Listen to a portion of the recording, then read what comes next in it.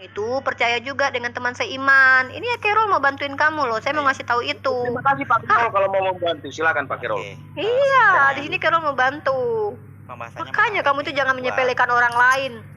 Pembahasannya menarik nih buat kita orang yang ngomong. Kristen. Pas sekali. Halo. Aduh. Oke, boleh ya. Apa yang kamu? Nah, sebentar lagi kita akan menghadapi merayakan Ya. Jumat Agung untuk agama Kristen. Nah, itu adalah peristiwa penyaliban Tuhan Yesus ini. Kapan itu Carol? Hari Jumat. Kapan Jumat itu ini. deh? Hari Jumat ini. Iya, itu. Makan-makan dong. Enggak, itu puasa dan pantang. Oh, puasa. Karena, Oke, lanjut itu Carol. adalah- Nah, Silakan dibantu si Jericho menjelaskan pertama kita bahas itu. tentang Simon dari Kirene yang membantu Yesus di ayat mana? Boleh kita buka di Matius 27 ayat 31. Matius berapa, Dek? 27:31. Matius 27:31. Belajar sama Yesus- Carol etika tuh Jericho. Matius 27 ayat ayat 31 31. ke 31b. 31. Kalau baca Sesudah mengolok-olokkan, mereka menanggalkan jubah itu daripadanya dan mengenakan pula pakaiannya kepadanya. Kemudian mereka membawa dia keluar untuk disalibkan. Nah, ketika disalibkan, silakan. Yesus sudah membawa salibnya. Tidak kan? Hmm. Ketika dia keluar, berarti Yesus di pundaknya itu udah salib. Udah ada Sesudah salib, mengolok-olokkan dia, iya, mereka membawa dia menanggalkan keluar. jubah itu daripadanya dan mengenakan pula pakaiannya kepadanya. Kemudian mereka membawa dia keluar untuk disalibkan. Keluar. Berarti untuk menurut disalibkan. Carol di sini dia sudah Yesus memanggul salibnya. Iya, di situ udah ada penuhnya karena Yesus yang akan bertanggung jawab salib ini yang dia harus bawa, ya kan? Disitulah konteksnya. Terus habis itu di tengah perjalanan, nah Yesus mengalami perhentian. Kalau emang dalam Alkitab nggak ada, tapi dalam tradisi gereja jalan salib itu ada. Kita percaya orang Kristen Yesus jatuh 3 kali, itu dalam Alkitab nggak ada. Mungkin Tapi ini di mana, di Katolik ya? Di mana di literasinya Carol? Seluruh umat Kristen itu percaya bahwa Yesus itu jatuh 3 kali.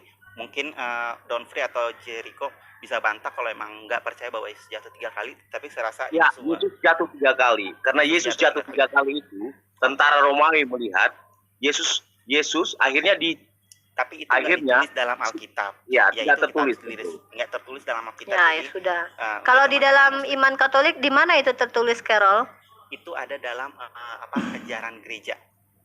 Ajaran gereja, Makanya, oke. makanya ada namanya jalan salib. Jalan salib itu peristiwa kita merenungkan perjalanan Tuhan Yesus mulai dari dia di sidang sampai dia di. Nah, Don Free juga sepakat ada kejadian di mana Yesus jatuh sampai 3 kali. Nanti kalian bertanya. Saya kasih ke Jericho, kamu mau bertanya silakan nanti ya. Tapi setelah ini Kita lanjut selesaikan Carol menjelaskan kamu juga. Oke. Nah, disitulah Terima Yesus kasih, Umi. dibawa untuk disalibkan. Iya. Nah, ketika Yesus jalan dan dia Pesan rendang saya ya nanti ya Jericho. ini jatuh. Tapi Umi tambah cantik Nah. deh. Ini filter Oke, udah Enggak, ya. kok. Kita lanjut lagi ya. Nah, Aku pernah ya, lihat. lanjut, Yesus Jericho. cantik. nah, terus tadi ada pertanyaan. Alah ini. Jericho. Kenapa sih? Kenapa? Sorry ya Jericho ya. Kita tadi harus berdebat karena ya begitulah saya. Saya seorang mama. Ketika ada anak yang nakal saya akan centik. Tapi kembali lagi. Kalau seandainya Jericho pun bisa istilahnya ya kita di sini kan tidak perlu sebenarnya seperti itu tadi. Mohon Oke, maaf kita lanjut ya. saya sebagai manusia Tolong. minta maaf ya. Sorry ya Jericho ya. Umi, Aku saya juga lanjutin ya. minta maaf ya. Mungkin nada suara saya mungkin atau dari Ya. mungkin dialek saya mungkin agak keras, tapi tidak sama sekali mau berniat kasar kepada Umi. Makasih Ya, juga ya, Umi. Tos dulu Jericho. Kita udah berdamai. Siap. Lanjut Hurra. Carol jelaskan berarti. Oke. Hurra. Berarti Oke. menurut Carol, Jericho dan juga dia Don keluar Free. untuk disalibkan. Mm-mm. Oke, kita itu keluar disalibkan. Nah, terus yang tadi ditekankan juga sama Jeffrey Cole Jericho. bahwa Jericho. Jericho ya, sorry. Jericho, Simon dari Kirene itu yang membantu Yesus membawa salibnya. Iya, Simon dari Kirene. Kenapa sih Simon dari Kirene gitu kan? Dia dipaksa.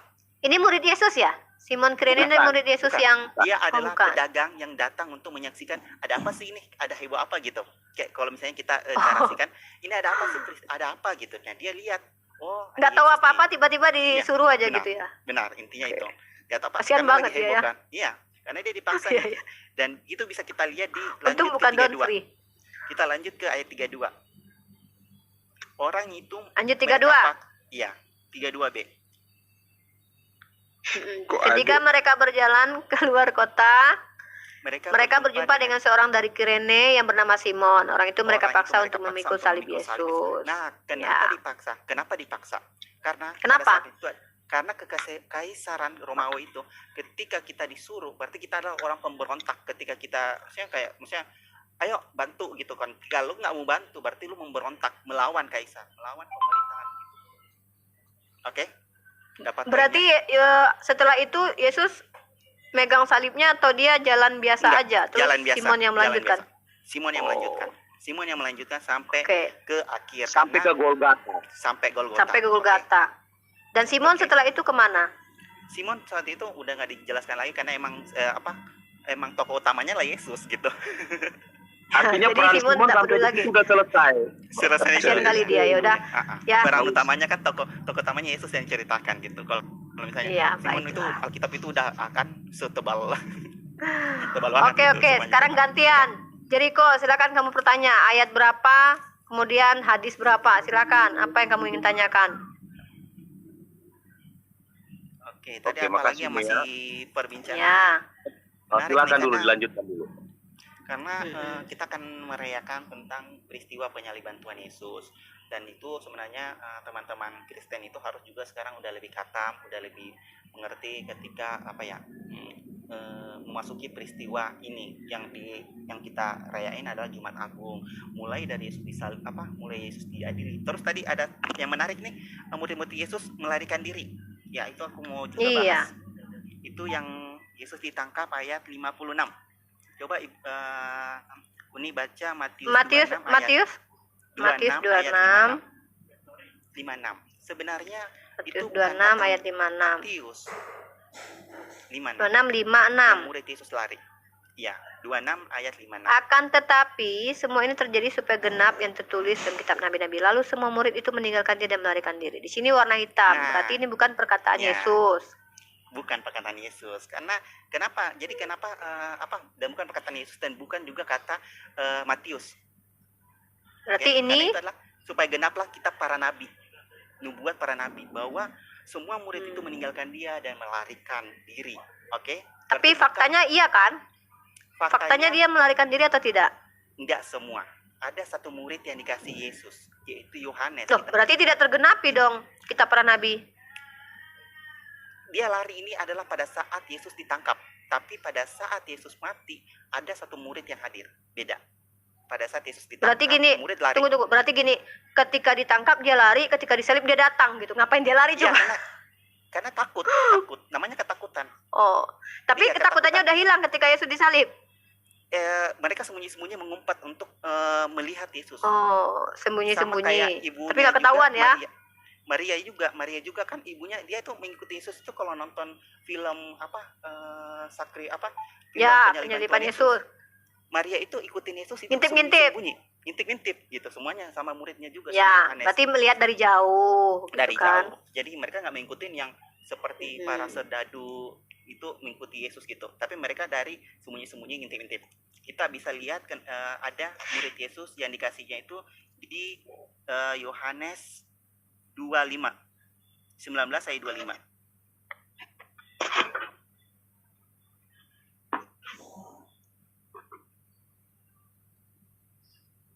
Mana tadi? Yohanes 19 ayat 27. Yohanes 19 ayat 19:27. Kemudian katanya kepada muridnya, inilah ibumu, dan sejak itu murid itu menerima dia di dalam rumahnya, gitu. Muridnya berarti itu adalah ada murid Yesus yang hadir pada saat Ini yang Yesus dibawa tertulis ke salib. Tertulis semua murid pergi meninggalkan dia itu kan di kitab Yohanes juga, gitu kan? Sementara di Itu Yohanes adalah- 19 itu adalah nubuat, tapi sebelum penangkapan. Jadi misalnya nih, Uni kita adalah pembela Uni, kita adalah pengikut Uni. Tiba-tiba Uni ditangkap, pasti kita semua mengumpat gitu, takut juga keseret gitu kan? Kita takut keseret, jadi kita ngumpet, tapi kita penasaran. siapa murid yang dikasihinya di sini nih? Yohanes Yohanes atau Petrus? itu kita bisa bandingin di pada saat Yesus adalah murid dikasihi ini. Berarti bukan Petrus. Bukan. Yohanes adalah murid Bukan. dikasihi. adalah Petrus adalah orang yang menyangkal Yesus pada saat penangkapannya dia. Ya, berarti yang ada waktu Petrus disalib itu itu adalah Yohanes, bukan Petrus ya. Bukan. Soalnya tadi ada yang menyampaikan bahwa itu Petrus. Petrus Berarti bukan itu- Petrus. Berarti Petrus itu yang Yohanes. Petrus itu yang lari dan menyesal. Petrus termasuk Setelah- yang lari si Petrus ini ya. Petrus itu yang lari karena Berarti dia udah Petrus menyesal karena dia kenapa nggak ngikutin kenapa dia nggak ngikutin Yesus sampai di Golgota, karena dia udah menyesal pada saat Yesus di rumah Pilatus, di rumah Kayafas, sorry saya nggak tahu juga, tapi pada saat Yesus menyangkal Petrus menyangkal Yesus situ. Nah, Di pengadilan Ya, Pilatus. kasih waktu pengadilan. buat Jericho ingin tanya, nanti dikira Uni nggak mau ditanya lagi, ngamuk-ngamuk Terima lagi ya, nih, kasih waktu. Betul, ya. Oke, Ya. begini. Artinya saya ingin sebetulnya bertanya, apakah ini Tanyakan. benar atau tidak di dalam Apa itu? Islam sendiri, maksudnya di dalam Hmm. Al-Quran, atau benar ada atau enggak gitu. Saya kan bertanya nih, Mi. Ya, Bisa. silakan. Kalau artinya konteksnya kan di Islam itu kami kan mempercayai kan Yesus itu mati disalibkan dan bangkit pada hari ketiga begitu tuh. Kalau mungkin saudara-saudara dari Islam kan dia tidak pernah mati atau tidak pernah disalibkan, langsung terangkat begitu ya Umi. Salah atau benar mungkin menurut Oke. Di dalam Islam yang paling ditegaskan oleh Allah adalah wama qataluhu wama salabuhu. Yang paling penting di situ ya, dia tidak dibunuh, dia tidak disalib. Nah, bagaimana dia diselamatkan? Ada dua pemahaman para ulama. Ada yang mengatakan sama seperti kisah Israiliyat. Ini kalau kisah dalam kitab kalian itu kan di dalam istilah iman kami namanya kisah Israiliyat. Kalau sejalan dengan Islam kami benarkan, kalau tidak kami tapi bisa jadi pertimbangan. Maksudnya bisa jadi salah satu bahan untuk inilah gitu ya, bahan untuk dipertimbangkan. Ada ulama yang mengatakan dia diangkat sebagaimana kisah Israiliyat, tapi ada ulama yang mengatakan cara pengangkatannya atau cara penyelamatannya dia ditidurkan, diselamatkan. Nah, tapi kami tidak dijelaskan kronologisnya dia begitu begini enggak, tapi yang dipertegas di dalam Islam adalah bahwa dia tidak disalib, dia tidak dimatikan. Begitu intinya. poinnya artinya di Islam poinnya itu Yesus tidak disalibkan atau tidak Nabi mati. Isa ya, kalau jadi kalau siapa? Nabi Isa Kalau itu- Pastor Andika dia tidak percaya Yesus dengan Nabi Isa itu sama. Kalau Jericho terserah mau bilang sama Sama, enggak saya urusan juga. Anda. Saya juga tidak percaya artinya Yesus yang di Alkitab dengan Nabi Isa yang di Al-Quran itu udah orang yang sama begitu. Nah, itu dia. Dalam Islam Nabi Isa itu tidak Poinnya dibunuh. Isa itu tidak mati tapi langsung diangkat begitu. Ya, itu ada dua pemahaman ya. Ada dua pemahaman. Bahkan saya dengan teman saya memiliki pandangan berbeda. Ada teman saya yang lebih membawa dalil sumber-sumber dari ulama-ulama yang juga mengambil dari Israiliyat, yaitu apa? Bahwasanya dia diangkat selamat hidup-hidup. Tapi dalam ada ulama lagi mengatakan dia itu ditidurkan gitu. Tapi menurut Islam proses peristiwa penyalipan itu ada atau tidak? Gitu. Al-Quran tidak membantah peristiwa keji yang terjadi pada zaman Nabi Isa. Ingat ya, Al-Quran tidak membantah adanya niat jahat dari orang-orang Yahudi kepada Nabi Isa. Al-Quran tidak membantah adanya orang yang mati dinistakan itu. Al-Quran tidak bantah itu. Makanya kata Al-Quran, Nabi Isa tidak dibunuh, tidak disalib, tapi yang dibunuh, yang disalib itu yang sesuai dengan ya menurut sejarah bla bla bla itu adalah orang yang diserupakan. Itu kata Al-Quran. Artinya tidak dibantah bahwa ada peristiwa itu. Maksudnya gini, peristiwa tentang terjadinya pembunuhan kejam terhadap seorang anak manusia itu ada menurut Al-Quran. Masalahnya yang dibantah oleh Al-Quran adalah orang yang disalib itu adalah orang yang diutus oleh Allah menyampaikan firman Allah kepada Bani Israel. Itu yang dibantah oleh Al-Quran gitu. Ya, dalam arti berarti ketika penyaliban itu bukan Isa yang disalibkan, berarti ada orang lain yang diserupakan. Saya bacakan ya dalam surah Ali Imran terjemahannya. Orang-orang kafir itu membuat tipu daya. Nah, mereka mau menipu Allah. Ya, mereka membuat tipu daya terhadap Nabi Isa. Ya, kalau kita lihat dalam kitab teman-teman Kristen kan dia tidak berdosa sama sekali kan. Lalu seolah-olah pokoknya dia tidak berdosa tapi harus dihukum. Jadi seolah dia harus dikenai hukuman. Itu sebuah tipu daya bagi apa itu mau menipu Allah sebenarnya orang-orang ini. Mau menipu Allah. Nah, Allah membalas tipu daya mereka. Allah membalas tipu daya para penipu ini, orang-orang yang ingin membunuh Nabi Isa ini. Dan Allah sebaik-baik pembalas tipu daya. Nah, kenapa dikatakan Allah sebaik-baik pembalas tipu daya? Karena Allah berkuasa melakukan apapun yang di luar nalar manusia. Salah satunya menyerupakan tadi. Menyerupakan wajah kan mustahil bagi manusia, tapi tidak ada yang mustahil bagi Allah Subhanahu wa taala. Nah, hai Isa, sesungguhnya aku akan menyampaikan kamu kepada akhir ajalmu. Nabi Isa tetap akan wafat, dia tidak kekal, ya. Makanya itu salah satu hikmahnya bantahan bahwa dia adalah sembahan. Karena dia akan disampaikan kepada akhir hayatmu. Kemudian dan mengangkatmu kepadaku serta membersihkanku dari orang-orang kafir. Nah, kemudian dan menjadikan orang-orang yang mengikutimu di atas orang-orang yang kafir sampai hari kiamat. Kemudian hanya kepada akulah kalian kembali. Lalu aku memutuskan di antara kalian tentang hal-hal yang kalian perselisihkan. Itu kata Allah dalam surah Ali Imran ayat ke-54 sampai 55. Makanya dari dalil ini ada ulama yang berpandangan bahwasanya Nabi Isa alaihissalam itu ditidurkan dulu baru diselamatkan. Oh, ada yang mengatakan pandangan, Bu. Itu pandangan. Itu tafsir sama seperti kalian tadi mengatakan bahwa dia berhentikan juga tafsiran itu. Kalau tertulisnya kan tidak ada, itu tafsir. Menurut ulama yang satu mengatakan bahwa pada saat Isa disalib dia diserupakan itu saksinya ada enggak? Tidak ada yang menyatakan dalam Al-Qur'an bahwasanya ada orang melihat Nabi Isa diserupakan begitu, dan tidak ada seperti itu dituliskan dalam Al-Qur'an. Karena kami ingat standar kami ya. Lalu tujuan Allah Subhanahu menyerupakan itu harus mengorbankan orang lain mati di kayu salib hanya untuk menyelamatkan Nabi Isa. Motifnya apa sebetulnya? Kan sebetulnya di sini kalau kita sebenarnya kalau ya, ini kan sebetulnya motif sebetulnya membohongi orang juga sebetulnya begitu. Membalas tipu daya ya, beda ya. Ya, membalas tipu daya beda. Baik.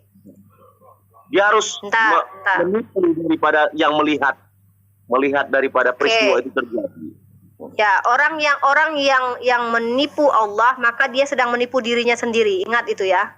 Orang yang sedang menolak Allah, maka dia orang yang telah mengunci pintu hatinya, ya Allah akan bantu menutup pintu hatinya. Jadi begitu.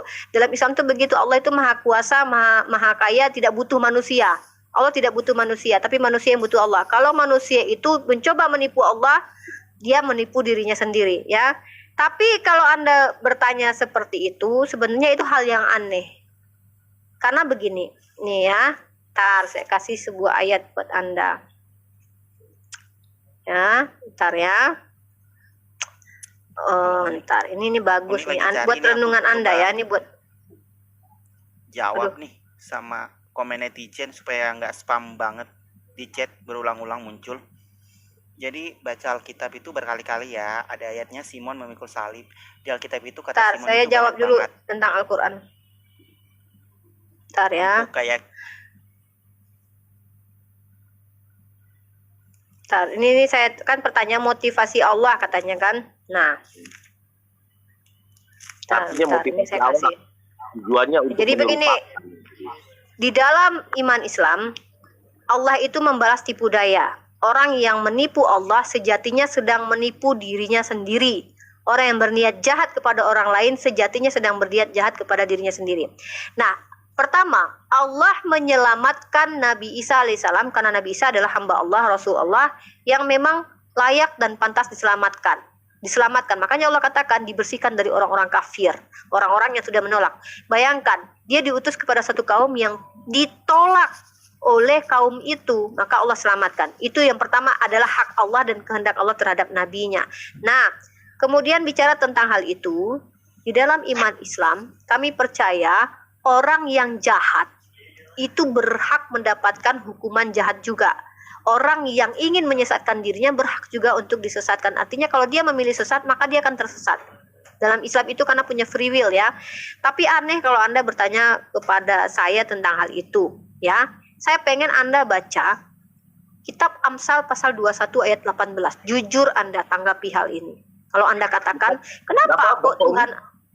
Kita berapa Bu? Amsal pasal ke-21 ayat ke-18. Amsal 21 ayat 18. Aku yang baca ya. Orang fasik dipakai sebagai tebusan bagi orang benar dan pengkhianat sebagai ganti orang jujur. Nah, orang fasik dipakai menebus orang benar. Dalam Islam, penjahat diserupakan dengan Nabi Isa itu hal yang wajar. Ya. Bukan orang yang benar. Tunggu, selesaikan dulu, jangan dulu. Saya belum selesai. Saya belum selesai. Ya dong, masa Allah meletakkan orang baik, ya kan? Nah, jadi gitu, ada pemahaman lagi bahwasanya yang menggantikan Nabi Isa alaihissalam adalah orang yang berkhianat, orang yang jahat, ya, begitu. Nah, tapi apakah itu tandanya Allah jahat? Oh tidak. Orang yang jahat akan mendapatkan hukumannya. Esensi Tuhannya Bani Israel memang begitu. Tuhan Bani Israel itu penghukum kok. Orang-orang jahat ketika dia ingin bunuh, dibunuh dia. Di zaman Nuh, dibunuh dia. Di zaman Sodom Gomora, dibunuh dia, dimatikan dia. Di zaman Amalek, dibunuh dia. Berarti Tuhan itu begitu, memang karakternya, sifatnya. Membunuh, mematikan orang yang pantas dimatikan dan jahat. Nah, ketika orang benar ini, yaitu Nabi Isa, ditebus oleh orang fasik atau orang jahat, itu sebenarnya tidak menjadi pertanyaan bagi Anda. Karena di kitab Anda, Amsal ke pasal 21 ayat 18, ternyata tulisnya begitu juga. Orang fasik menebus orang benar, pengkhianat sebagai ganti orang jujur.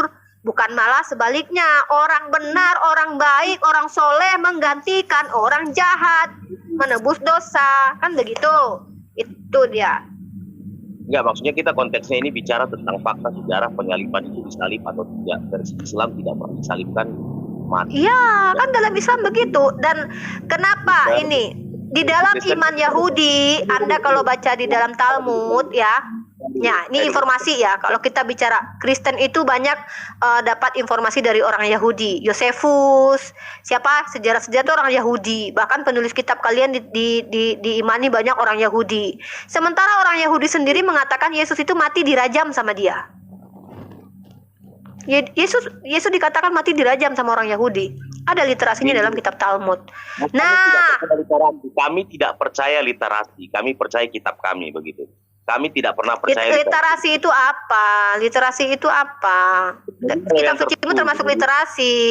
Yang tertulis di kitab kami selain daripada termasuk literasi literatur yang tidak bisa dipertanggungjawabkan. Tidak masalah. Kalau kamu bicara tentang yang tidak bisa dipertanggungjawabkan, nanti saya minta pertanggungjawaban kitab kamu. Jadi begini, di dalam tentang Yesus ini, tentang Isa ini, tentang Putra Maryam ini ada 3 perspektif. Orang Yahudi bilang dia mati dirajam sama kami bunuh, dirajam. Orang Kristen bilang dia mati di tiang salib sebagai penebus dosa. Orang Islam bilang dia tidak mati, dia tidak disalib, tetapi dia diselamatkan oleh Allah dengan cara apa? Diserupakan orang lain menjadi dia. Lalu kenapa hal ini menjadi aneh? Ketika di kitab kalian ternyata dia bangkit, menurut kalian itu wajahnya tidak dikenali lagi sama Maria Magdalena dan juga muridnya Yesus. Makanya saya tanya, kalau memang penyaliban itu Yesus yang benar-benar disalib, maka siapakah yang menjadi saksi mata langsung yang benar-benar melihat Yesus itu betul-betul disalib? Lalu kalian kan bilang tadi, yang pertama, oh ternyata ada ayatnya, semua murid pergi meninggalkan dia. Ternyata kata Carol itu bukan perkataan Yesus, bukan perkataan Matius. Nah kan? Ya sudah, kalau bukan perkataan Matius, itu nubuatan. Kalau itu tidak terjadi, berarti ada satu murid yang bersama dia, berarti nubuatan itu tidak terpenuhi. Kalau satu nubuatan tidak terpenuhi, berarti kenapa kalian percaya bahwa nubuatan semuanya akan terpenuhi? Karena ada nubuatan yang tidak terpenuhi. Karena ternyata ada satu orang murid yang ada di situ. Itu kan berbahaya lagi sebenarnya jawaban. Kalau dikatakan itu kan nubuatan Uni. Nubuatan harus terpenuhi dong. Kalau terpenuhi berarti harusnya tidak ada muridnya di situ. Tapi ternyata ketika nubuatan semua murid meninggalkan dia, ternyata ada satu murid yang meninggalkan dia. Apakah itu namanya terpenuhi nubuatan itu? Tentu tidak. Kan begitu. Nah, ternyata di Islam sendiri juga masih berbeda tafsir tentang yang disalibkan itu. Oh iya, kami tidak dijelaskan bagaimana kronologis penyalipannya. Dia tidak pernah disalibkan. Poinnya dia tidak pernah mati dan disalibkan begitu. Kami sangat menghargai tidak dibunuh, tidak disalib. Itu wama kotalu. Saya berpegang teguh kepada itu. Kenapa itu yang paling penting? Kenapa? Maaf, saya belum selesai tadi. Ketika dia diangkat, ketika dia diangkat tidak ada ayat ataupun tulisan yang mengatakan bahwa yang melihat dia diangkat ke surga itu, saksi melihat dia diangkat ke surga itu tidak dikatakan di dalam Al-Quran. Terus yang kedua, bagaimana dengan ibu Yesus, Siti Maryam pada saat itu? Apakah dia tahu kalau Nabi Isa itu sudah terangkat atau belum? Tidak ada penjelasan di Al-Quran tentang hal itu. Oh, tidak ada sama sekali penjelasan tentang itu. Karena itu tidak masuk ke ranah bagaimana umat Islam ini harus berakidah, harus menyembah kepada Allah. Karena itu kisah-kisah gini, Al-Quran itu bukan kitab request. Ngerti nggak? Al-Quran itu bukan sesuatu yang ingin kamu dengarkan, tetapi apa yang Allah ingin sampaikan. Kata Allah yang paling penting bagi kami tahu bahwasanya orang yang dikatakan mati terhina, terkutuk di tiang salib, dia adalah Rasulullah. Allah bela dia. Allah bela orang ini karena orang ini soleh, orang ini benar. Allah bela, katakan kepada kami, hei umat Islam, dia tidak dibunuh dan dia tidak disalibkan, tapi Allah selamatkan. Yang pertama, hikmahnya bagi kami, Allah menunjukkan bahwasanya orang ini memang orang benar, makanya Allah selamatkan. Yang kedua, menunjukkan bahwasanya mudah saja bagi Allah melindungi, membalas tipu daya orang-orang yang coba menipu Allah. Nah itu ya, artinya apa yang Allah sampaikan itu apa yang Allah kehendaki untuk disampaikan, bukan apa yang ingin kamu dengar. Al-Quran itu bukan kitab request, bukan kitab yang harus ada dong tertulisnya begini, bukan. Itu kan firman Tuhan, perkataan Tuhan. Berarti Tuhan yang berkehendak ingin menyampaikan apapun yang ingin disampaikan. Nah, tentang perselisihan Isa itu disalib atau tidak, mati terkutuk atau tidak, penjahat atau tidak, ibunya pezina atau tidak, Allah sucikan. Makanya di dalam Al-Quran ada surah Maryam, di mana orang Yahudi mengatakan hal-hal yang nista terhadap Siti Maryam. Ada pernyataan bahwa Maryam adalah wanita suci, wanita yang menjaga kehormatannya. Itu tertulis begitu. Jadi hal-hal yang jelasnya di dalam Islam itu Allah membela para nabi, Allah membela orang-orang yang pantas untuk dibela, seperti Sayyidah Maryam yang dinistakan oleh orang Yahudi, Allah bela dia. Makanya diceritakan tentang Siti Maryam bahwasanya dia adalah orang yang menjaga kehormatan. Begitu juga dengan Nabi Isa. Nabi Isa itu dinistakan sama orang Yahudi, maka Allah bela dia dengan menyatakan bahwasanya sesungguhnya dia adalah orang yang benar-benar diselamatkan oleh Allah Subhanahu wa taala karena memang pantas dan layak. Begitu, dia kan pantas layak diselamatkan. Dia adalah seorang nabi. Di Al-Quran itu penghormatan untuk Siti Maryam itu sangat besar. Saya sangat hormat itu. Saya sangat salut untuk itu. Bahkan lebih besar daripada ibu dari Nabi bukan Muhammad. Bukan hanya Maryam. Nabi Isa pun kami sangat hormati. Nah, satu lagi, itu salah satu hikmah. Kalau memang Nabi Muhammad itu yang menciptakan, yang membuat kitab suci itu, harusnya mamanya yang dituliskannya di situ. Tapi inilah dia bukti bahwasanya Al-Quran itu bukan berasal dari karangan Nabi Muhammad. Justru ibundanya Nabi Isa alaihissalam yang bahkan dinistakan oleh orang Yahudi itu dibela oleh Allah di dalam Al-Quran, menyatakan dia adalah perempuan yang menjaga kehormatannya.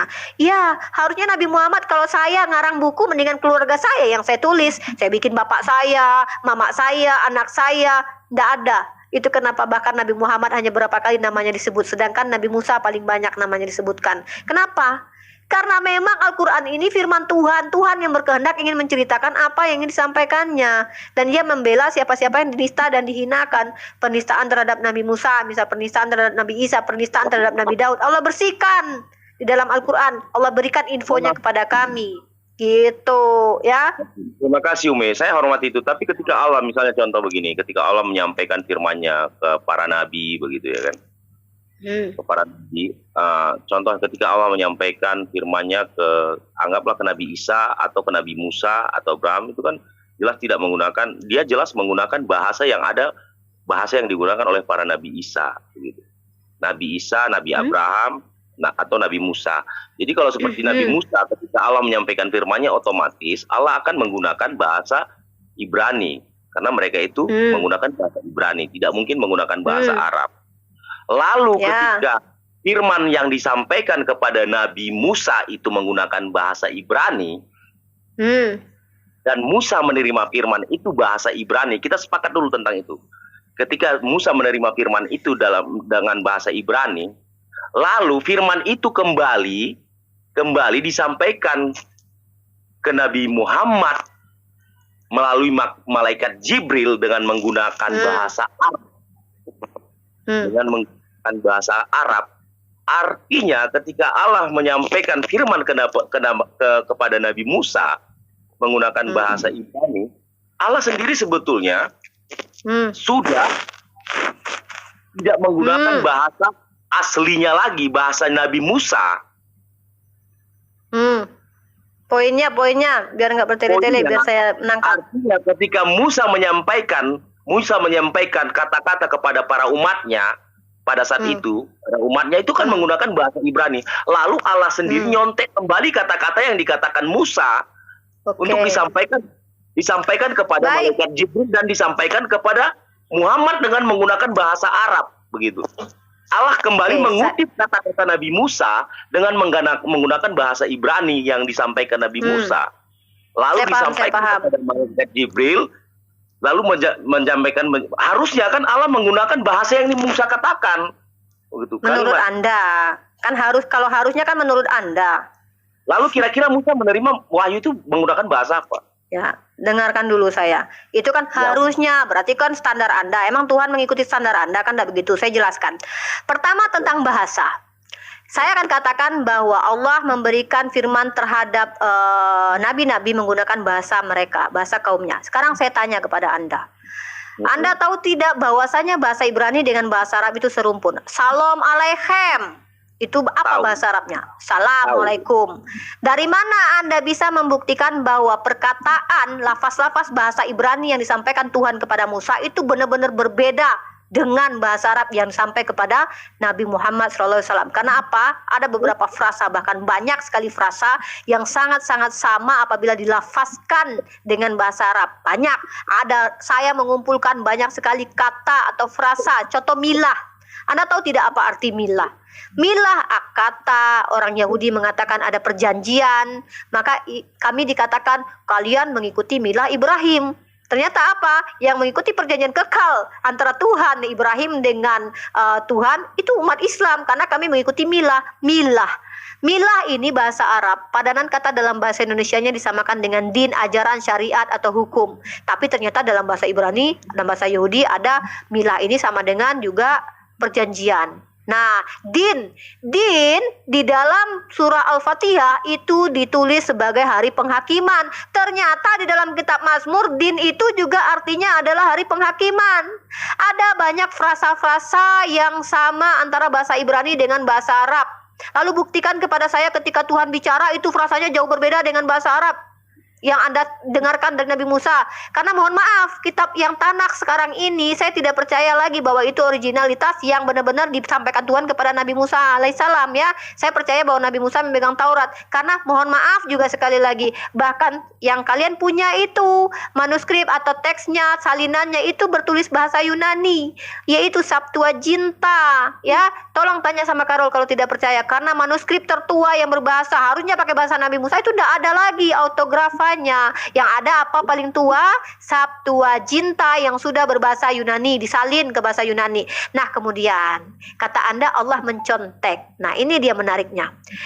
Ini blunder, coy, blunder. Yang lucu itu adalah ketika Tuhan Anda menggunakan bahasa kampungnya kepada orang Yahudi yang orang sekampung dengan dia menggunakan bahasa Aram, bahasa Ibrani, tiba-tiba informasinya semua menjadi bahasa Yunani, bahasa penjajah pada waktu itu, ya. Padahal murid-muridnya adalah orang-orang tidak terpelajar, ada yang nelayan, ya. Lukas lah yang dokter, tiba-tiba Lukas yang tiba-tiba lebih ada kitab Lukas, ya, yang menggunakan bahasa Yunani. Ini lebih mengerikan lagi. Kalau Anda katakan Allah mencontek perkataan Nabi Musa. Jadi begini, ketika saya sedang menyampaikan kisah yang terjadi di Jawa, pada waktu itu ada sebuah kisah terjadi di Pulau Jawa. Seorang wanita sedang berbicara kepada wanita lainnya. Kowe arep ngendi? Kowe arep ngendi? Kata dia. Lalu saya ceritakan kisah ini kepada orang Padang. Ya, kepada orang Padang. Kalau saya pakai kata kowe arep ngendi, orang Padang nggak ngerti. Pakai saya katakan kowe arep ngendi itu, di situ dikatakan, saya katakan ada ibu-ibu, saya ketemu, saya pakai bahasa orang yang pada waktu itu orang Padang saya temui. Aku bertemu nih sama ibu-ibu. Dia bilang kepada orang itu, "Kama kau." Itu apakah aneh? Apakah Allah mencontek? Bukan, Allah menceritakan apa sesungguhnya yang terjadi biar dengan menggunakan bahasa Arab. Dan lagi pula, pastikan dulu bahwa apa frasa yang digunakan Nabi Muhammad, apa yang disampaikan oleh Allah itu benar-benar berbeda yang didapat Nabi Musa alaihissalam.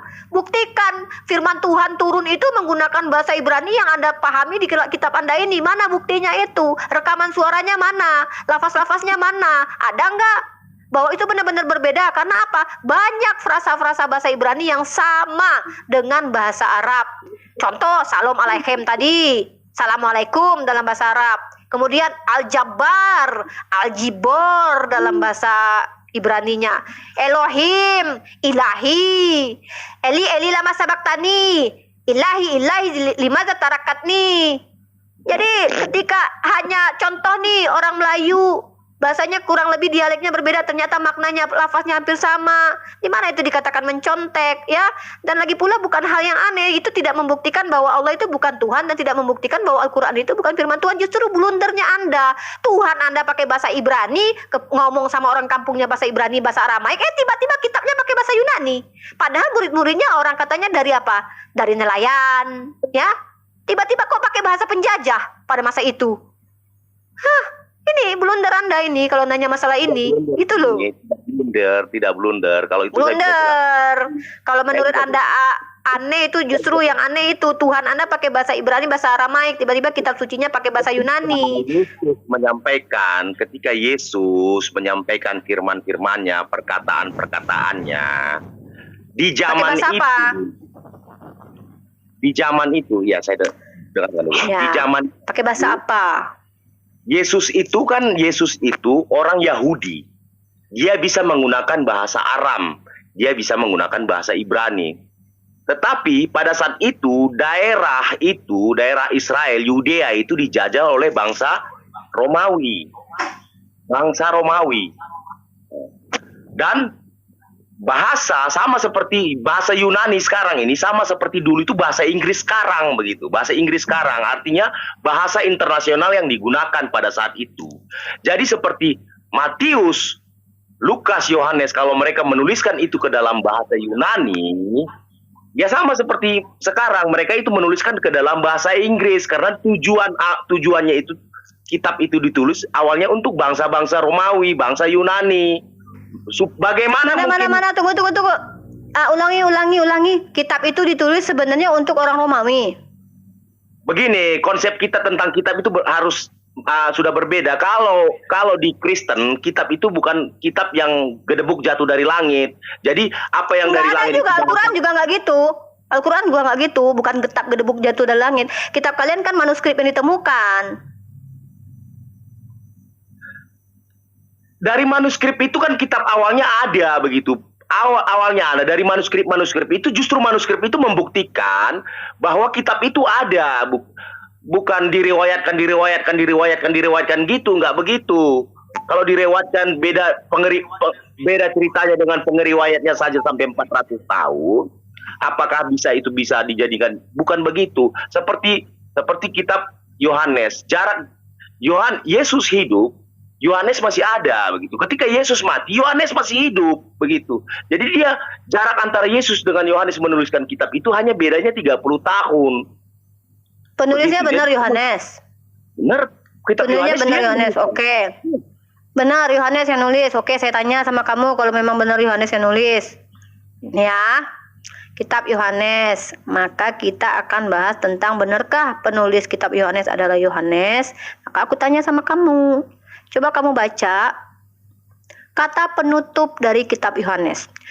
Dialah murid yang memberi kesaksian tentang semuanya ini dan yang telah menuliskannya, dan kita tahu bahwa kesaksiannya itu benar. Siapa di situ dialah murid? Kata kitab penutup Yohanes ya. Saya buka ya.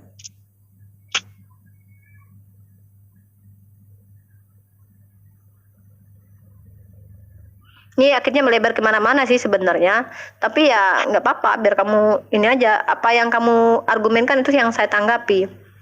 Karena kamu tadi bilang Allah mencontek, mengutip, padahal kamu nggak ngerti bahwasanya bahasa Ibrani dengan bahasa Arab itu serumpun. Yang ndak serumpun itu bahasa Yunani, tak kemana-mana itu. Bahasa Arab itu serumpun, bukan berarti bahasa Ibrani dengan bahasa Arab itu sama, nggak gitu. Bahasa Sunda saya tidak dengan mengatakan bahasa Jawa sama. Buktikan bahwa apa firman Tuhan. Tunggu, kalau memang begitu buktikan firman Tuhan yang sampai kepada Musa itu benar-benar berbeda lafaznya dari apa yang dikutip dalam Al-Quran itu. Tunjukkan. Nah, buktikan juga kalau yang diturunkan ke Musa itu bahasa Arab gitu. Kan loh, saya tidak pernah mengatakan bahasa Arab yang diturunkan kepada Nabi Musa.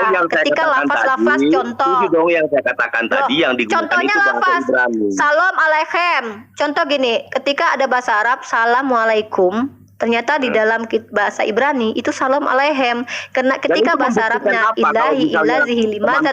Tunggu dulu. Membuktikan bahwa lafaznya sama, cuma dialeknya beda. Kata kamu kan katanya Al-Qur'an itu kan Allah mencontek bahasanya Musa. Buktikan bahwasanya pernyataan firman Tuhan yang sampai kepada Musa itu berbeda dari apa yang dikutip di dalam Al-Qur'an itu tentang perkataan Allah kepada Nabi Musa. Salam alaihim, harusnya kan Allah Subhanahu wa taala menyampaikan ke Nabi Jibril itu adalah ke malaikat Jibril itu salam alaihim, bukan assalamualaikum. Tanpa memperkosa kata dari bahasa Arab itu Nabi Muhammad. Loh, sekarang saya tanya, coba tunjukkan lafaz bahwa Musa yang dikutip di dalam Al-Qur'an itu berbeda dengan apa yang ada di Al-Qur'an. Buktikan dulu. Tadi kan kita sudah sepakat. Tadi kan kita sudah sepakat. Yes, kita sepakat. Tapi Musa buktikan. Menerima wahyu dulu dari malaikat Jibril itu menggunakan bahasa Ibrani. Buktikan wahyunya. Loh, saya katakan ya, kamu tahu Kak terminologi linguistik? Linguistik itu bisa berbeda, bisa ada berbeda maknanya semakin waktu berubah dialeknya, atau maknanya sendiri berubah seperti bahasa orang Melayu. Kamu tahu nggak dulu Indonesia ini menggunakan bahasa apa? Dulu Indonesia, jangan sosok paham. Saya jelaskan dulu kepada kamu secara akademis. Dulu Indonesia ini menggunakan bahasa Melayu.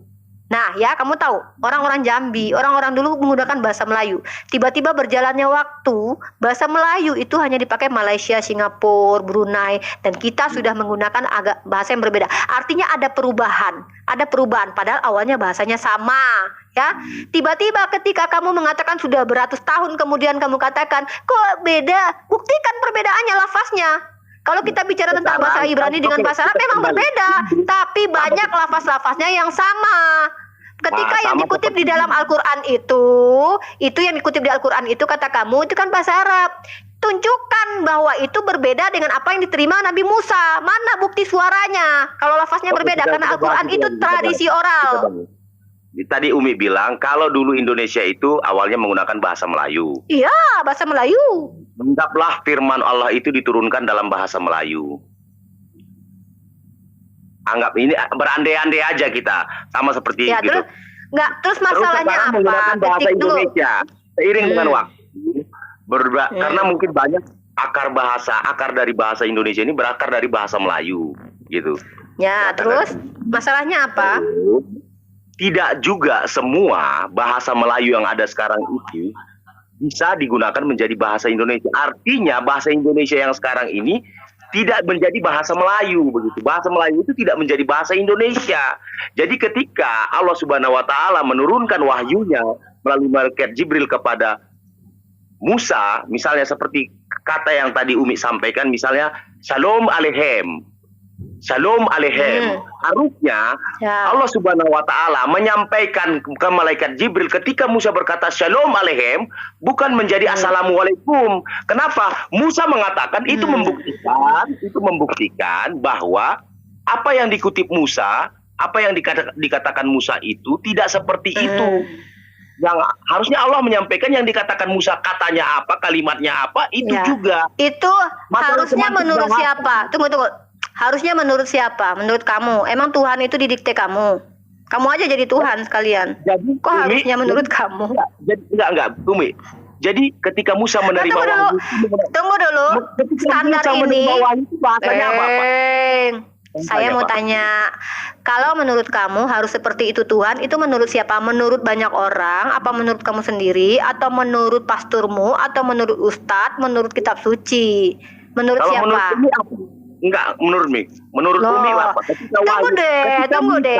Saya tidak pernah bilang tadi menurut saya, tapi kamu bilang gini. Seharusnya Tuhan itu kok komitmen pertama. Saya tak pernah, saya belum menyampaikan apa-apa loh ya. Ini argumen kamu loh. Ini apa sih orang? Umi tadi mengatakan ketika Nabi Musa menerima wahyu itu dengan menggunakan bahasa Ibrani, tadi Ibu bilang iya, betul. Lalu kok sekarang dari mana Anda tahu bahwa Musa itu menggunakan kok jadinya gitu? Itu namanya nggak sepakat. Kalau dari awal tidak setuju dengan apa Musa menerima ini? wahyu. Nggak ngerti saya ini. Maksud kamu poinnya apa? Berlete-lete kamu. Yang jelas lah kalau ngomong itu. Gini ya, Tuhannya umat Islam itu bukan menurut standar kamu. Satu. Yang kedua, standar kitab suci Al-Quran itu juga bukan menurut kamu. Dua. Yang ketiga, ketika kamu tuduhkan apa yang dikutipkan di dalam Al-Quran tentang Allah bertemu dengan Nabi Musa itu, buktikan bahwa frasanya berbeda. Tiga. Nah, kemudian itu dulu yang perlu. Kalau berdiskusi itu bawa literasi, bawa pandangan para scholar. Kalau bawa pandangan kamu sendiri, kamu siapa? Anak Tuhan. Aja. Makanya kan aku tadi konteksnya bertanya ke Umi, kira-kira waktu Nabi Musa menerima wahyu itu menggunakan bahasa apa? Allah menggunakan bahasa apa? Nabi Musa menggunakan bahasa Nabi Musa yang dipercayai oleh banyak akademisi saat ini menggunakan bahasa Ibrani. Lalu masalahnya apa? Nah, oke, saya masalahnya ketika misalnya Nabi Musa menerima wahyu dari Allah itu menggunakan bahasa Ibrani, Allah menyampaikan wahyunya juga menggunakan bahasa Ibrani kepada Nabi Musa.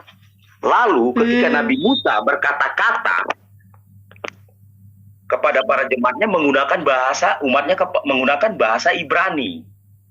Lalu bahasa Ibrani yang Nabi Musa katakan tiba-tiba naik kembali itu diceritakan Allah kepada malaikat Jibril untuk diceritakan kepada. Tiba-tiba naik kembali itu diceritakan itu macam mana itu? Apa itu maksudnya? Jelaskanlah. Naik kembali itu kata-kata itu naik ke langit gitu. Apa sih? Ya, nggak ngerti aku. Cerita Nabi Musa, wahyu Allah kepada Nabi Musa itu kan Allah kembali firmankan kepada Jibril untuk disampaikan kepada Muhammad. Terus masalahnya apa? Nah, ketika ke Muhammad berubah menjadi bahasa Arab dari bahasa Ibrani yang tadi Musa sampaikan kepada umatnya. Artinya Allah sendiri tidak komitmen dengan apa yang dikatakan oleh Nabi Musa. Seharusnya Allah sampaikan dong. Kalau misalnya Nabi Musa mengatakan ini Allah tidak komitmen. Emang Allah berkomitmen apa sama kamu? Apa ini orang ini? Komitmen. Emang Allah berkomitmen apa sama kamu? Artinya, aduh, memuncak lagi nih Roh Kudus dalam diri saya nih. Apa yang dikomitmenkan Allah kepadamu, Bambang? Yang diucapkan lucu nih orangnya. Artinya yang diucapkan firman yang diucapkan ke sana itu menggunakan bahasa Ibrani, harusnya yang disampaikan kepada malaikat Jibril untuk diturunkan kepada Nabi Muhammad juga harus bahasa Ibrani karena yang harusnya menurut siapa? Nih harusnya ini menurut siapa? Harus menurut kitab suci saya. Harus tadi ada sepakat. Ya. Iya, terus kenapa? Nabi Musa bercakap-cakap dengan umatnya menggunakan bahasa Ibrani. Lalu ketika Allah menyampaikan cerita Nabi Musa kepada malaikat Jibril itu dengan menggunakan bahasa Arab. Ya iya dong, kan Nabi Muhammad bahasa Arab. Dia bukan pakai bahasa Ibrani, gimana sih? Masalahnya apa? Nabi Musa di sana itu ketika bercakap-cakap itu kan menggunakan bahasa Ibrani begitu. Terus masalahnya apa? Seharusnya Allah harusnya menurut siapa ini? Harusnya. Hei, kamu, tolong kamu jawab di sini. Harusnya itu menurut siapa? Menurut kamu, menurut kitab suci saya, menurut dari Al-Quran sebetulnya dari awal juga artinya ketika Nabi Musa artinya ini Tuhan. Apose kamu ini ya. Yang pertama, yang berfirman kepada Nabi Musa itu Allah. Ketika Allah berfirman kepada Nabi Musa menggunakan bahasa Nabi Musa. Lalu Allah firmankan lagi kisah yang terjadi di zaman Nabi Musa. Dengar dulu, orang lagi ngomong dari tadi dikasih, biarin ngomong, artinya akan tetapi harusnya. Bahasa apa? Hei, tidak ada yang mengatakan bahasa Nabi Musa itu bahasa Arab. Apa kamu ini? Kamu kenapa? Bahasa apa? Kamu punya masalah sendiri gitu ya. Terus kamu bawa masalahmu kepada kami. Masalah kamu itu selesai. Udah melebar kemana-mana. Kan bertanya bahasa Nabi Musa itu bahasa apa? Kok kembali kamu memiliki roh-roh hantu di dalam dirimu? Tadi udah tenang-tenang. Ya ada apa kamu ini? Nabi Musa kan pakai bahasa Ibrani. Lalu kisah yang terjadi di zaman Nabi Musa diceritakan kembali kepada orang yang menggunakan bahasa Arab. Tentunya harus menggunakan bahasa Arab. Lalu masalahnya apa buat kamu? Oh, diceritakan kembali menggunakan bahasa Arab, begitu Bu? Oh iya, masalahnya apa buat kamu? Oh gitu. Terus masalahnya apa? Jadi, masalahnya apa? Perkataan Nabi Musa itu Allah ubah menjadi bahasa Arab, begitu. Perkataan Nabi Musa itu Allah ubah menjadi bahasa Arab. Yang mana yang dirubah? Coba tunjukin kepada saya. Bahasanya kan, bahasa Nabi Musa itu kan saya minta sama kamu frasanya yang berbeda secara pendengaran kan pakai lisan kan. Mana dia yang berbeda jauh? Misalnya Allah katakan kepada Nabi Musa ayam, tiba-tiba kepada Nabi Muhammad bebek. Itu mana? Ada nggak? Bisa kamu buktikan kepada saya? Coba tunjukin voice note-nya Tuhan kepada Nabi Musa dong. Saya mau mengkonfirmasi dengan Al-Quran apakah sama atau tidak. Ayo tunjukkan kepada saya saat ini.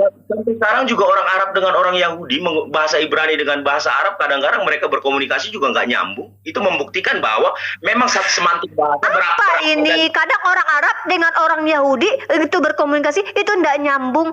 Ini kamu bicara tentang orang Yahudi di zaman apa? Di zaman sekarang.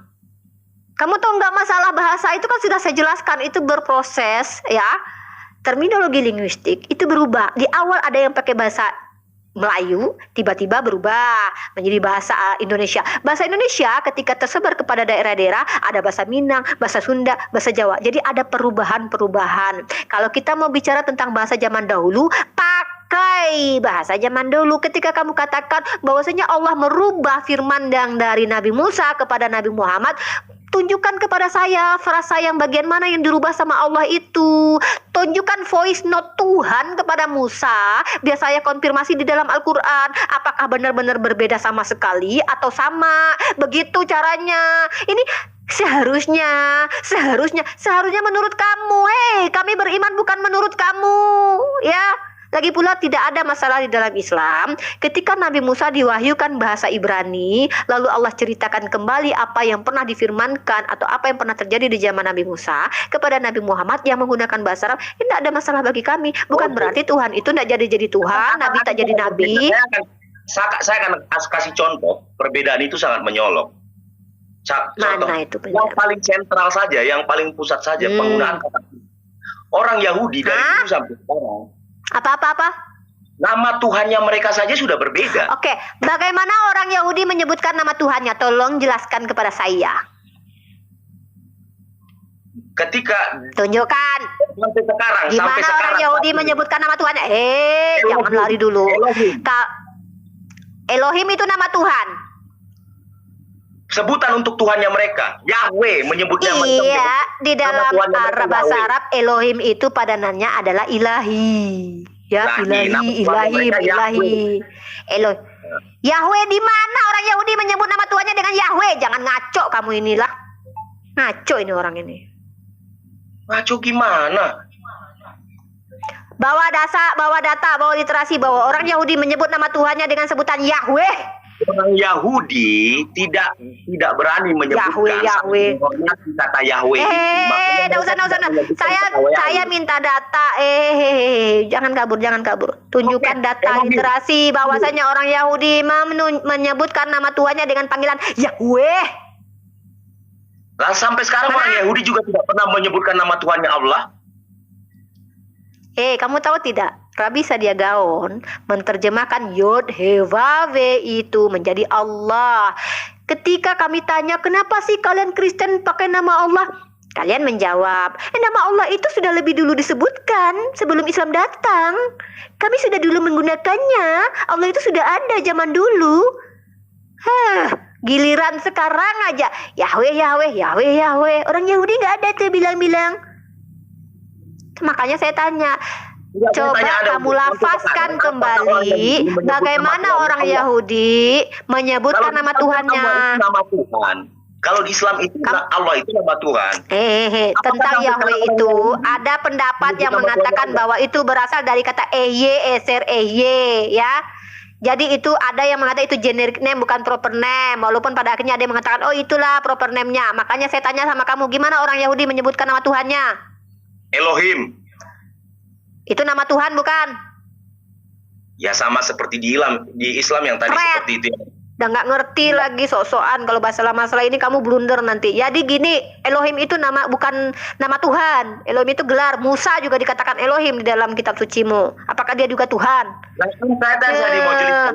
Kamu ini banyak sekali kamu banyak sekali bawa asumsi, tapi tidak punya data kamu itu, tidak punya apa-apa kamu ini.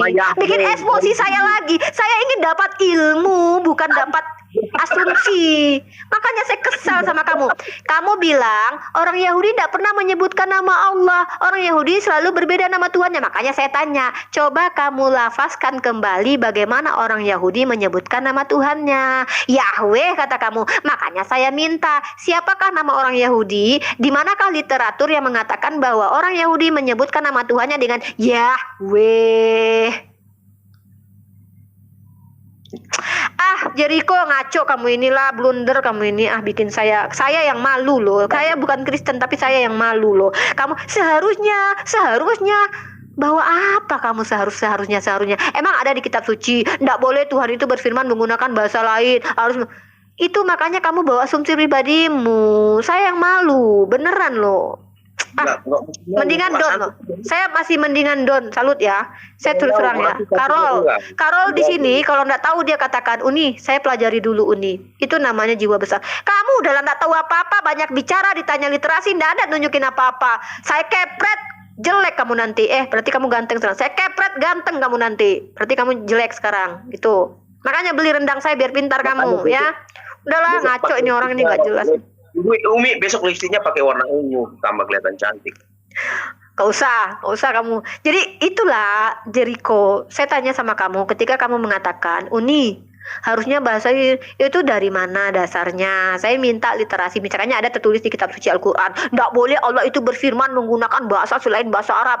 Tapi di dalam Islam dinyatakan, sesungguhnya Allah memberikan firman-Nya, wahyunya kepada para nabi sesuai dengan bahasa kaumnya.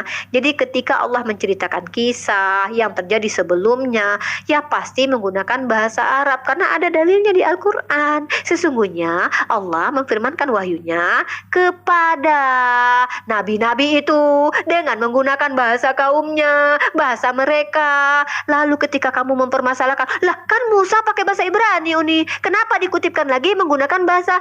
Makanya saya tanya, di manakah perbedaannya? Tolong tunjukkan voice note Tuhan itu yang disampaikan kepada Musa, biar saya cek di Al-Quran. Apakah ada yang perbedaan? Bisa-bisa kepada Nabi Musa disampaikan ayam, tiba-tiba di Nabi Muhammad jadi bebek. Makanya saya mau mencek. Kamu tidak punya datanya. Terus siapa yang mengatakan seharusnya Uni, seharusnya? Ini kami tidak beriman sesuai dengan standar kamu, ya. Kami beriman sesuai standarnya Al-Quran. Gitu. Jadi bawalah literasi kalau diskusi. Setidaknya kamu Don Free ini kadang tidak bawa literasi, tapi saya tidak masalah dengan argumentasinya karena itu iman dia. Tapi kalau kamu menurut saya harus gini Uni, itu namanya kamu gabrul. Untung saya lagi sudahlah. Sudahlah, kalau mau diskusi belajar lagi ya.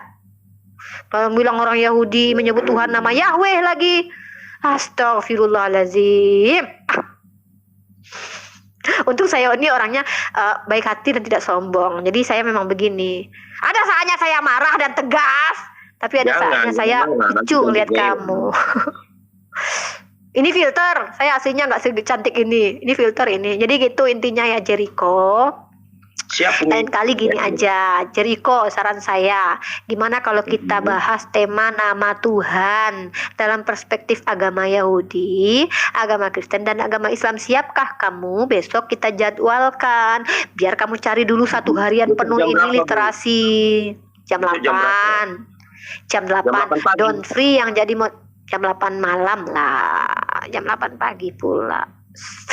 Ya, Udah Don kita- Free yang jadi hakim yang adil. Ya ini udah begadang kamu. Iya, Gak apa-apa, sambil kamu ngobrol harus lah. bertemu Saya sama capek emak. Enggak, ngobrol ya. kamu harus sering ketemu sama emak biar dimarahin, biar tahu kamu ya. Karena emak itu harus Kalau Umi saya nggak marah, meluruskan. memang dialek saya gitu. Uni pun begini, kadang keras, kadang Saya- ini. saya Tapi Uni bener. mengasihimu loh. Uni mengasihimu dalam kasih EGP ya. Emang gua pikirin. Makasih Umi. Ya, jadi kok ya, Uni minta tolong satu hal. Iya Umi. Boleh kita berdebat, nggak masalah. Tapi bawalah data yang memang itu divalidasi sama sekolah-sekolah. Contoh, Uni bohong. Apa itu Jericho? Kata Uni Tuhan Uni 1. Ternyata kata Imam Maliki Tuhan Uni ada 3. Itu baru literasi, coy. Mana itu Jericho? Mana itu dalilnya Jericho? Ini Uni tertulis di dalam kitab Imam Maliki bahwasanya Tuhan Uni ada 3. Itu baru. Oke. Seperti Uni tadi. Oke, besok Gitu. kita bahas itu biar aku bawa juga maksudnya referensi ya. Iya, referensi. Jadi Soalnya tadi jangan. aku memang jujur, aku nggak bawa referensi. Aku kebetulan sambil kerja, jadi nggak di Ya. rumah sih. Gitu. Ya, besok jangan gitu lagi ya, Makasih Dek. sarannya.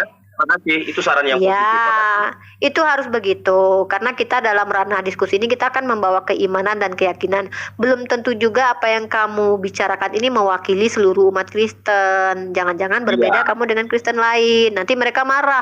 Nggak gitu, juga Jericho. Belum tentu juga ini mewakili seluruh umat Islam. Oh tidak, saya tidak pernah mengatakan di sini saya mewakili seluruh umat Islam. Di sini saya mewakili diri saya dalam berdiskusi dengan kalian mengetahui banyak hal. Satu tentang kekristenan dan satu meluruskan pemahaman yang keliru tentang Islam dan menjawab pertanyaan tentang Islam kalau saya bisa jawab. Kalau saya tidak bisa jawab, saya minta tolong sama ustaz saya dong. Saya kan pelajar, saya tidak bilang saya ustazah loh di sini. Saya pelajar, saya pendiskusi, saya pendebat. Artinya saya sedang mencari ilmu di sini ya. Begitu, Jerry. Don Free itu sama dengan saya. Kami sama-sama pelajar. Carol pun sama dengan saya. Kami sama-sama pelajar. Benar kan Carol? Don Free, benar kan dulu. Kalau enggak, Uni kutuk kalian jadi batu. Cepat. Malah tidur kalian berdua. Kalian ngapain tidur berdua, Carol? Don Free? Udah. Ya. Nah, silakan Carol menjelaskan tentang keyakinannya, apa yang mungkin Uni pertanyakan kepada Jericho, tapi Jericho tidak menjawabnya. Silakan Carol menjelaskan. Uni kasih waktu 2 menit saja karena kita mau Tadi closing. Hah? apa intinya? Tadi apa? Karena berputar-putar tadi aku nangkapnya. Ya, intinya ya itulah berputar-putar pokoknya. Yaudah Carol, apa aja lah mau menasehati teman-teman Kristen supaya jangan masuk ke room Uni dengan santun dan lemah lembut, karena Uni juga kan bisa mengaum ketika kalian menggonggong ya. Jadi hati-hati, Uni tidak diajarkan tampar pipi kiri kasih kanan. Jika kalian keras, Uni harus lembut-lembut. Nggak begitu, apalagi seorang perempuan. Perempuan itu wajib suaranya harus tegas, keras kepada laki-laki agar tidak menjadi fitnah. Kalau ini lembut-lembut, ya Jericho, ya itu nanti bahaya, ya. Tuh, ayo, Carol, jelaskan. Oke, tadi aku baca komen netizen tadi sempat dibahas terakhir tentang penutupan penulisan Injil Yohanes. Oh iya, lupa tadi Yohanes tadi. Nah, Sampai oke. Nah, lari lagi nih berdua. jelaskan. Ya, Lari lagi. Oke, tentang Injil Yohanes sebenarnya Injil Yohanes itu ya, sebenarnya Saya turun dulu Ya, waktunya saya, jam shiftnya saya. Makasih, terima kasih sudah Oke. mengundang. Tapi Saya tunggu. minta maaf. Mohon maaf juga Uni ya Dek ya, atas segala kericuhan yang kita lakukan tadi berdua, karena Uni adalah emak-emak. Uni sering memarahi anak-anak itu demi karena Uni sayang, bukan karena benci. Biar Ya. apa? Biar lain kali kita bertemu dalam keadaan damai, peace, tidak lagi marah-marah, dan bisa dengan pikiran tenang, jiwa tenang sambil minum air putih, begitu ya. Makasih, Bu. Saya juga minta maaf I ya love kalau you tadi ya, I love you. Aku mengasihimu, kasih EGP. Emang gua pikirin. Dadah dadah. Enggak, Nah, Jericho. Ya. Itulah teman kita Jericho ya. Nggak masalah. Hari ini sama seperti MMA ya. Di ring tinju kadang kita main cok. Tapi nggak harus kita sampai ke rumah bawa berantemnya. Tetap kita harus saling mengasihi. Karena memang kita berbeda. Nah, tapi yang saya minta adalah ketika kalian menggonggong, saya akan mengaum grrr ya. Karena saya tidak diajarkan untuk menciut ketika ada orang yang mencoba untuk keras di sini. Oke, terima kasih. Apa namanya? Don't free, jangan tidur sih, don't free tidur dia. Nggak asik ini. Tadi tentang Lanjut. Injil Yohanes. Dari Injil Yohanes itu emang dari segi Jerry dibayar sama Uni katanya. Semua dibilang dibayar sama Uni, semua kalian dibayar sama Uni. Dada aja. Lanjut. Oke. Apalagi? Okay.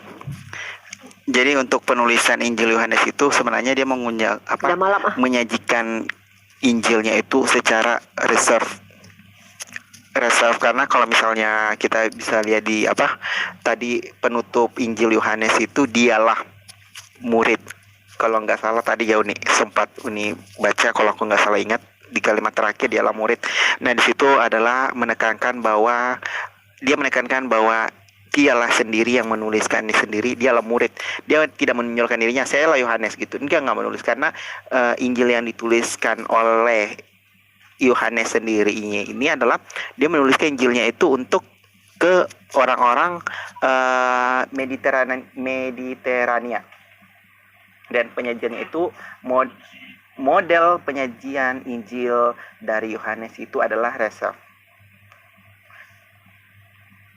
Dan dia tidak menonjolkan lagi. Apa itu? Coba jelaskan modelnya itu biar Uni paham apa maksudnya itu. Jadi model penyajiannya secara reserve. Jadi dia tidak menonjolkan. Reserve itu sendiri. Apa? Uni tidak paham. Uni masih belajar. Reserve itu apa? Resep. Yang Uni tahu cuma resep masakan. Karol jangan pakai bahasa-bahasa sulit lah, Dek. Jadi ya. Uni udah tua, nih kacamata Uni udah tua ini. Uni nggak paham. Jelaskan. Don, kamu jangan tidur. Katanya mau pesan rendang 5 kilo, nggak jadi. Don. Tengok dulu lipstiknya dulu. Apa itu artinya Karol? Uni nggak paham. Maksudnya itu gaya penulisan Bible-nya gitu. Gaya penulisannya itu cenderung ia tidak ingin dikenal, tidak menunjukkan dirinya seperti pada saat dia menyebutkan namanya dia sendiri dalam Alkitab. Dia nggak sebut saya lah, misalnya memanggil Yohanes, dia nggak sebut Yohanes, dia harusnya nulis reserve gitu. Ini reserve dipelihara. Pak Fadli, makasih Pak Fadli ilmunya. Saya masih belajar bahasa Inggris, Pak. Saya harus banyak lagi mempelajari kosakata atau vocabulary dalam bahasa Inggris. Oke. Reserve cenderung tidak ingin dikenal dan tidak menunjukkan dirinya. Itu tertulis. Berarti tidak dipelihara dong. Tunggu. Kalau tidak reserve berarti tidak dipelihara. Reserve itu berarti dia cenderung tidak dikenal dan tidak menonjolkan dirinya. Dia tidak mau menonjolkan dirinya dalam dalam penulisannya dia itu. Seperti yang pada saat dia menyebutkan nama dia pada saat menyebutkan murid-murid Yesus, dia menyebutkan Yohanes anak Zebedius. Dia aja bisa sebut saya gitu dalam bukunya, dalam Injilnya. Makanya dia menyebut anak-anak Zebedius. Masa ada pola pandang orang kedua gitu kan? Ya, kalau Uni bikin buku nih, maka Uni akan bilang, aku bertemu dengan Yesus.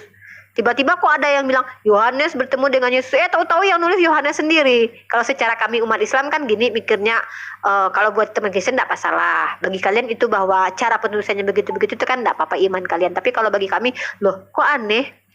Bukankah yang nulis adalah dia? Tiba-tiba kenapa dia akan gitu? Itu kan cara kita berpandang, kan begitu Karol? Nah, kalau Uni tidak masalah. Kalau Karol mengatakan bahwa memang begitulah caranya Yohanes, itu kan penjelasan Karol, tidak masalah. Dan kami tidak akan membantai itu. Dirinya adalah sebagai murid yang dikasihi Tuhan. Dalam itu berarti kita udah tahu murid ketika ada dalam konteks murid yang dikasihi Tuhan, berarti itu menunjuk pada dirinya sendiri. Dia menceritakan dirinya. Murid yang dikasih Tuhan. Nggak mungkin ketika pas perjamuan pada ini akan kuberikan kepada murid yang aku kasihi gitu. Nah dia nggak mungkin ini akan kuberikan kepada Yohanes gitu. Dia bilang pakai kata dirinya itu sebagai pengganti murid yang dikasih Tuhan. Banyak sih istilah-istilah yang digunakan oleh Yohanes untuk mengungkapkan dirinya dalam Injil itu. Oke. Terus ada tadi Terima kasih. ada yang aku baca tadi sempat nyolot juga tentang Simon. Oke, teman-teman, Simon dalam Alkitab itu banyak banget. Jadi yang kalau Banyak. Jadi Simon itu bukan. Makanya Simon kalau sorry, kalau dalam Islam itu ada nama orang tuh banyak, kayak misalnya nama orang tuh Ali, misalnya Ali. Supaya bisa membedakannya itu kenapa dalam tradisi orang Arab itu Ali bin apa, Ali bin anu, Ali bin itu, Ya, Ali bin ada. ini. Jadi tahu. Nah, kalau Simon ini kan Bedeus. Yesua aja kan Simon banyak. Petrus. Yesus juga banyak kok. Yesus Barabas. Yesus. Ini kan ada. Yesus kan bukan cuma Yesus doang. Yesus Barabas ada. Orang Spanyol pakai nama Yesus. Orang Spanyol sampai sekarang. Bukan. Maksudnya Enggak, sampai bukan setelah Yesus ada. Zaman itu, zaman Yesus hidup. Di zaman Yesus hidup itu kan Yesus banyak. Sama juga dengan Simon. Simon kan juga banyak. Yohanes juga banyak. Makanya